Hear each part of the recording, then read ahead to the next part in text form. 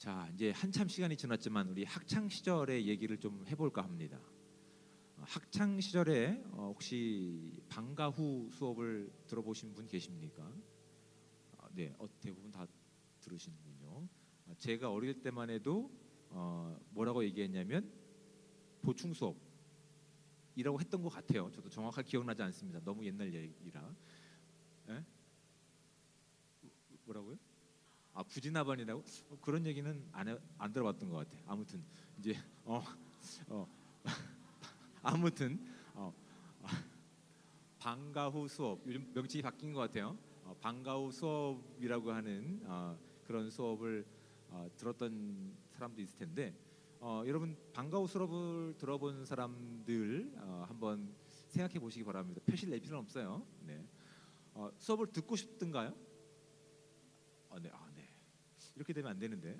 아무튼 내가 의도한 게 이건 아닌데. 대부분은 아마도 방과 후 수업을 듣고 싶지 않습니다. 착한 학생이라 그래요. 저같이 조금 이렇게 놀기를 좋아했던 친구는 그거 뭐 굳이 들을 필요가 있습니까? 노는 게 더 중요하지. 그렇죠? 건강한 게 더 중요하지 않습니까?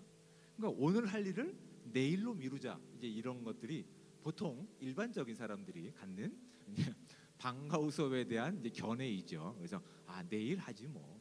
굳이 뭐 오늘 해서 그게 뭐 따라갈 수 있겠어?라고 이제 우리가 생각을 하게 되는데, 근데 말씀을 준비하면서 이게 선생님의 마음이라면 어떨까를 한번 생각해봤어요. 선생님은 방과 후 수업을 원하시는 분이 계실까요? 왜 안 가지고 있을까요? 그렇지. 이거라고. 이거는 되게 또 맞추는데.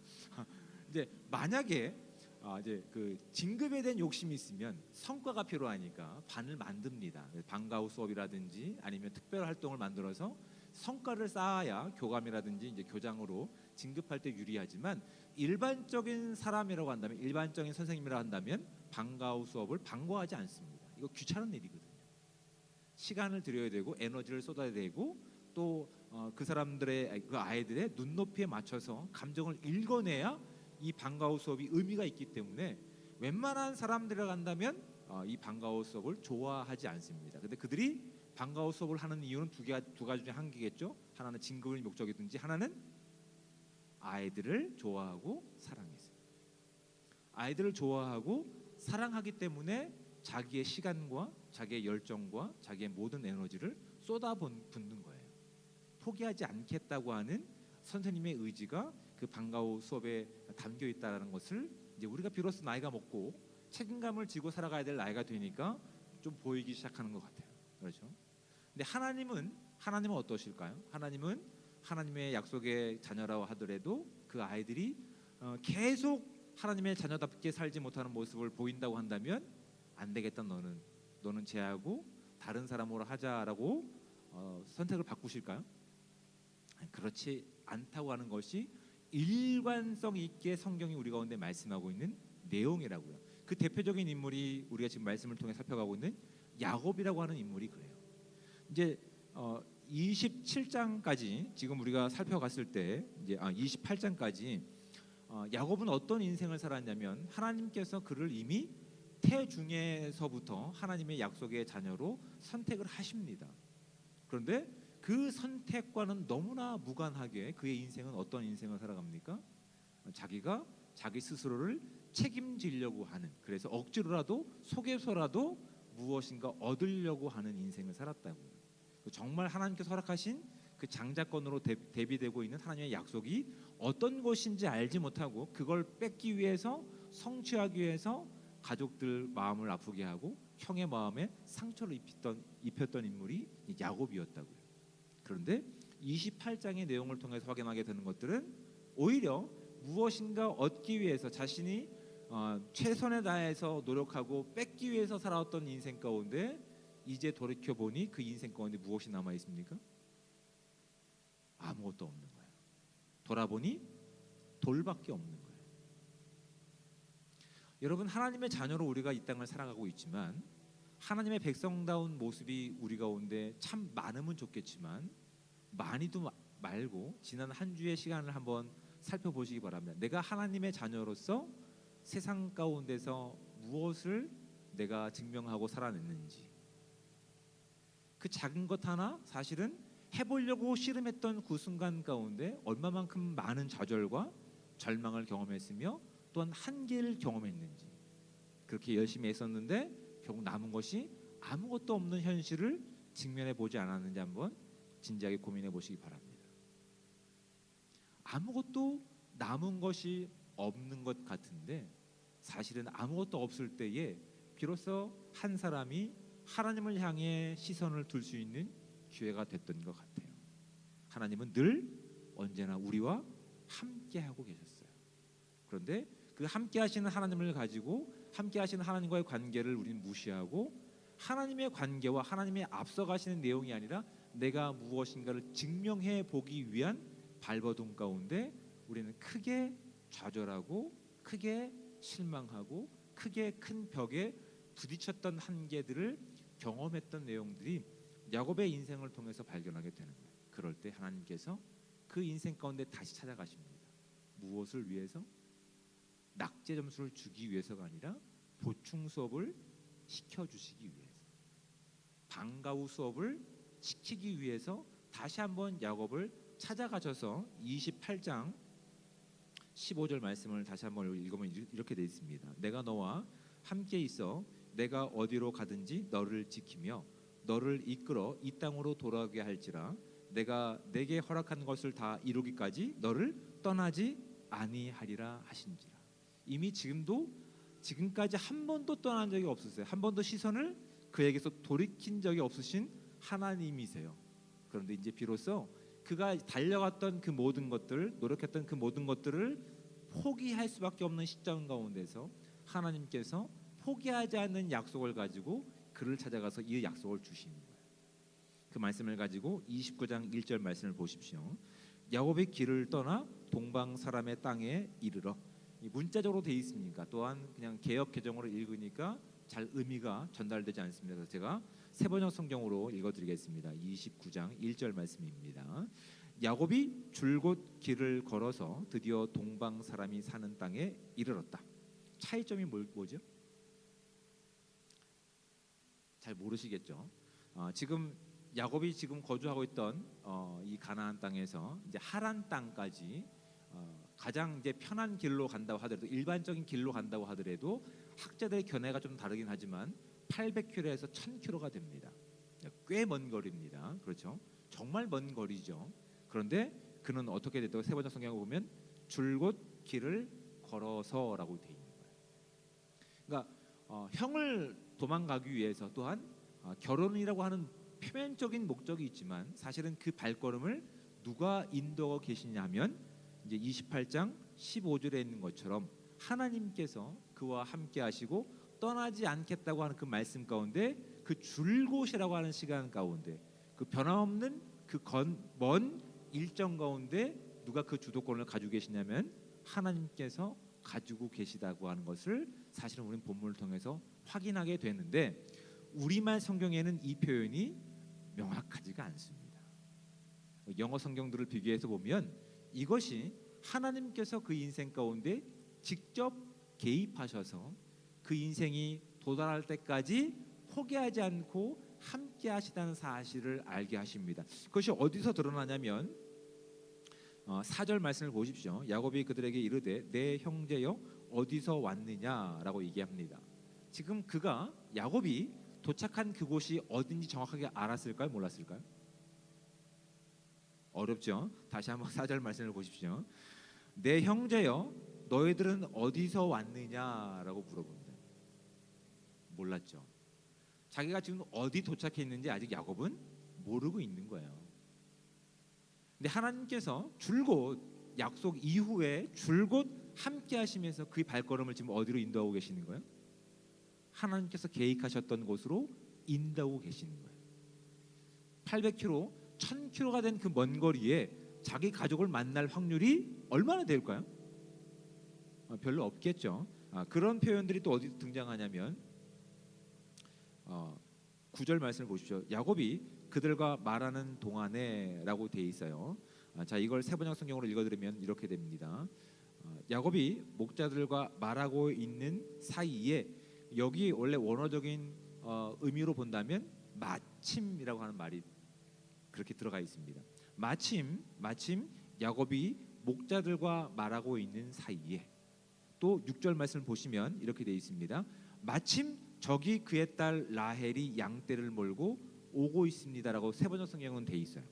우리 지금 개역개정에는 야곱이 그들에게 이르되 그가 평안하냐 이르되 평안하니라 그의 딸 라헬이 지금이라고 한 표현이 마침이라고 하는 마치 우연과 같은 내용을 언급하고 있는 거예요. 우리가 보기에는 정말 우연의 일치 같아요. 그렇죠? 800km, 1000km가 되는 그 먼 거리에 한 번도 돌아가는 길이 없이 하나님이 함께 하시는 시간 가운데 정확하게 하나님이 계획하신 곳 가운데 도착했고 또 마침 누구를 만나는 기회가 되는 거예요?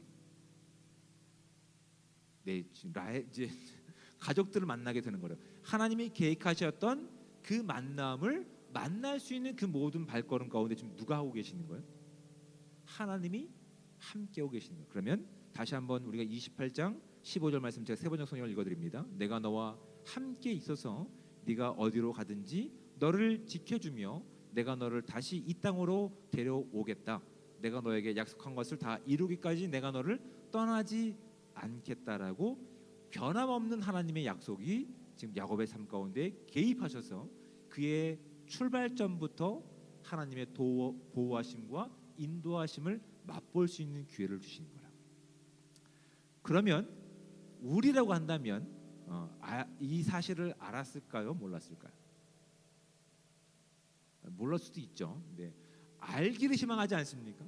적어도 1000km에 되는 거리를 하나님이 내 인생 가운데 개입하셔서 나에게 약속을 주시고 그 약속을 변함없이 이뤄가시는 그 발걸음 가운데 그러면 우리가 어떻게 합니까? 우린 적어도 행위적으로 아니면 습관적으로 하나님 감사합니다 하시기 축복합니다. 그렇죠. 근데 안 하고 있어요.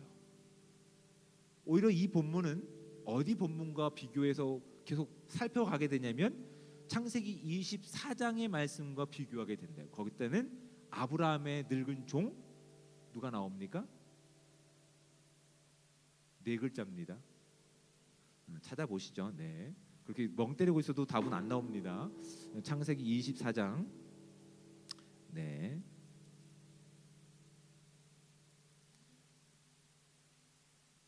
자,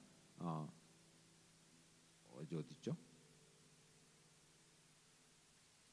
네, 엘리에셀 알고 있는데 몇 절 나오죠?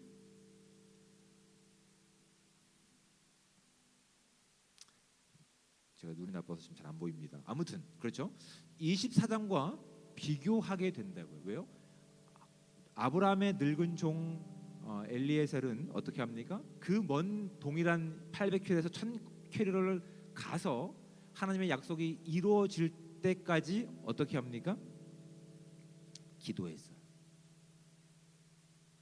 하나님의 말씀이 성취되고 또 그 성취된 내용들을 지켜보면서 그가 식음을 전폐하고 하나님의 말씀이 자신의 인생을 통해서 성취될 때까지 기도하고 기다렸던 인물이 엘리에셀의 종이에요. 그런데 하나님의 계복 가운데 하나님의 약속 가운데 드러나지도 않았던 엘리에셀은 이렇게 기도했던 반면 오늘 하나님의 약속과 주권 가운데 있었던 야곱은 어떻게 합니까? 기도하는 모습과 예배하는 모습이 없습니다.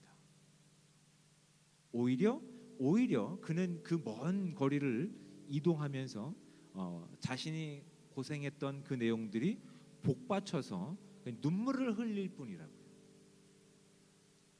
우리는 의도하지 않게끔 창세기 저자가 기록했던 이 기록들을 비교해 가면서 왜 이런 차이가 있지? 왜 이런 내용들이 있지를 스스로 볼 수 있는 기회를 주는 거예요.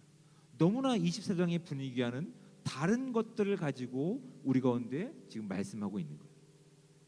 오히려 약속의 계보 가운데 들지 않았던 엘리에셀은 하나님께서 허락하셨던 그 약속을 지켜내기 위해서 자신의 인생 가운데 성취되게 해서 기도하고 그것이 이루어지기 전까지 먹는 것도 금지할 정도로 그렇게 하나님께 모든 것을 맡겼던 인생이지만 정작 하나님의 약속이 가지고 있으며 하나님께서 그 약속을 이뤄가시는 과정 가운데 있었던 야곱의 모습은 어떻습니까?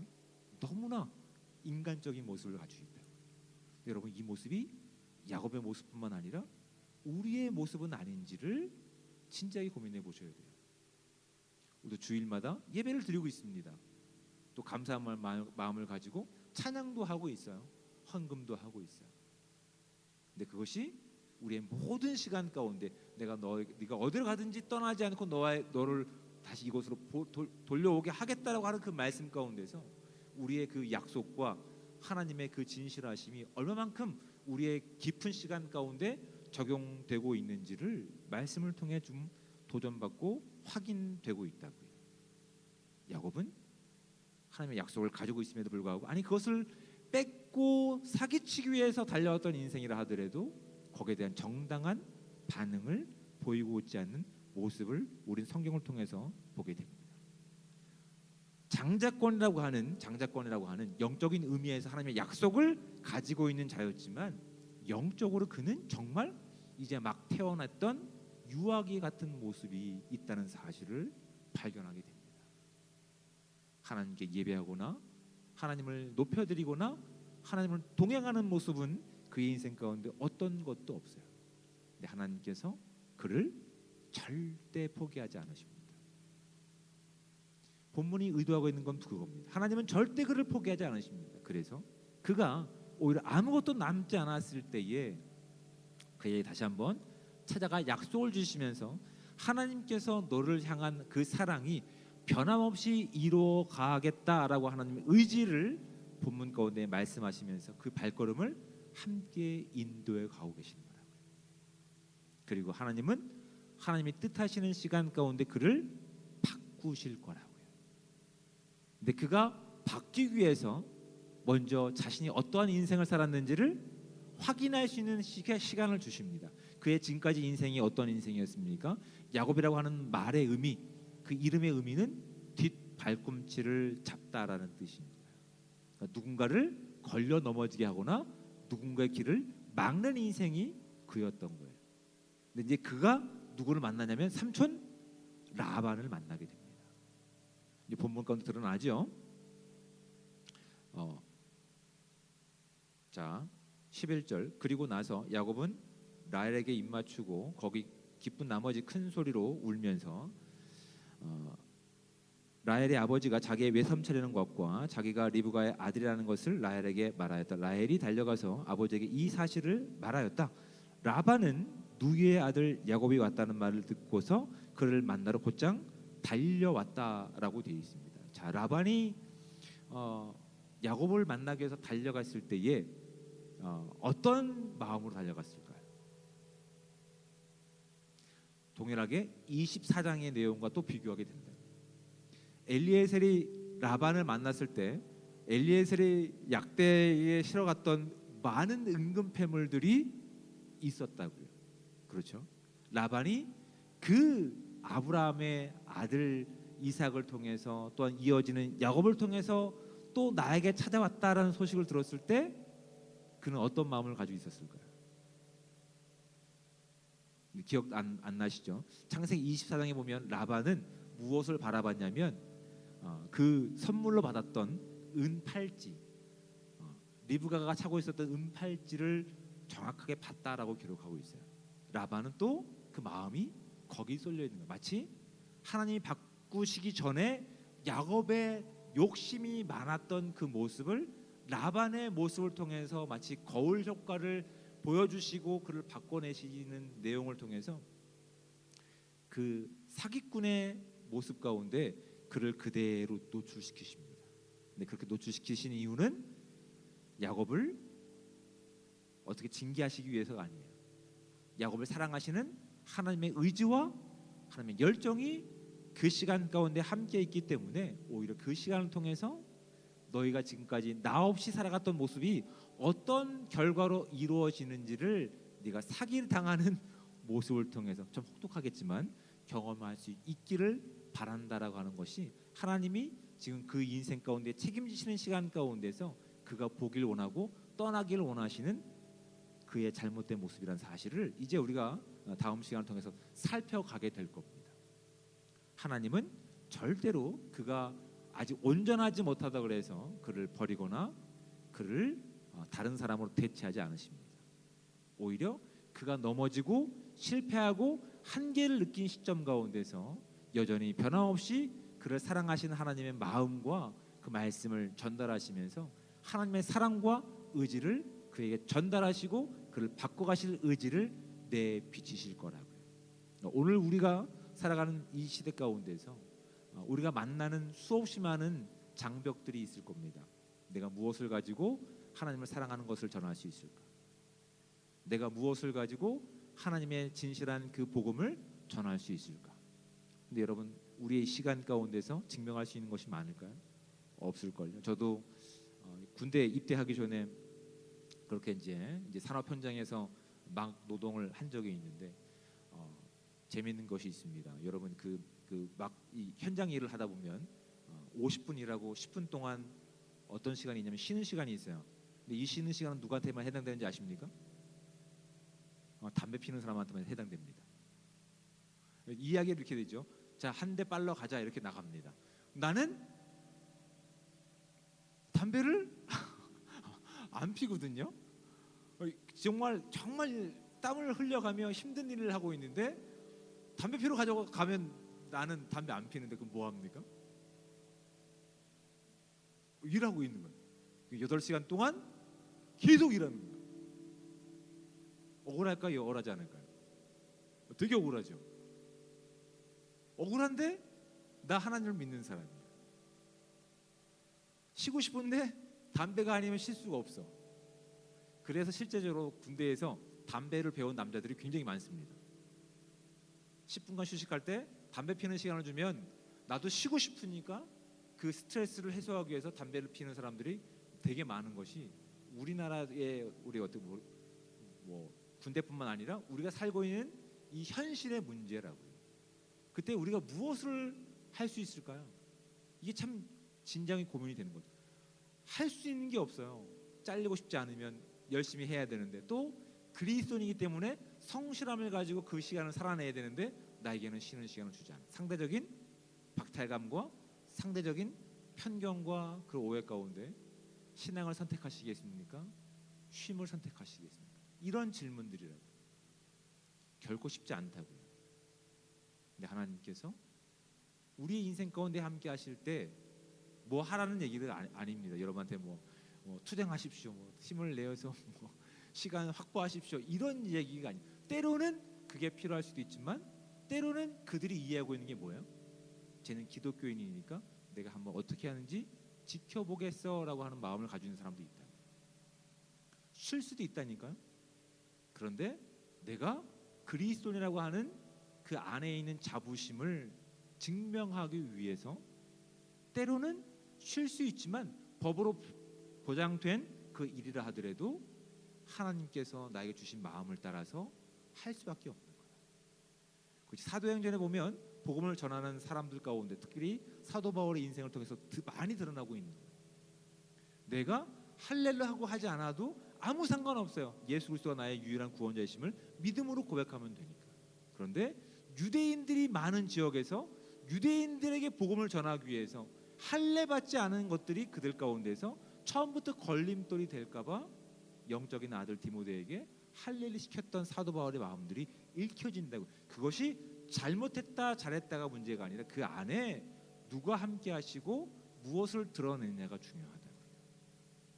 오늘 우리의 주어진 시간 가운데서 우리가 또 이런 많은 도전들과 많은 경험들과 선택들을 해야 될 텐데 우리가 어떤 선택을 하든지 늘 변함없이 우리와 함께 하시는 하나님의 그 믿음을 가지고 하나님의 그 사랑을 가지고 가장 합당하고 지혜롭고 믿음 있는 선택을 할 수 있는 저와 여러분들 되시기 바랍니다. 왜냐하면 그 사랑은 변함없이 우리와 함께 하시며 우리를 하나님의 거룩한 사람으로 만들어 가실 하나님의 사랑과 의지의 표현이기 때문에 그렇습니다.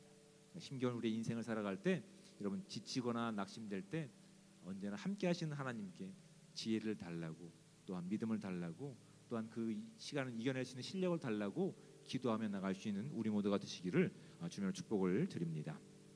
아멘. 자, 이제 함께 나와서 우리 함께 결단의 찬양을 하고 기도하도록 하겠습니다.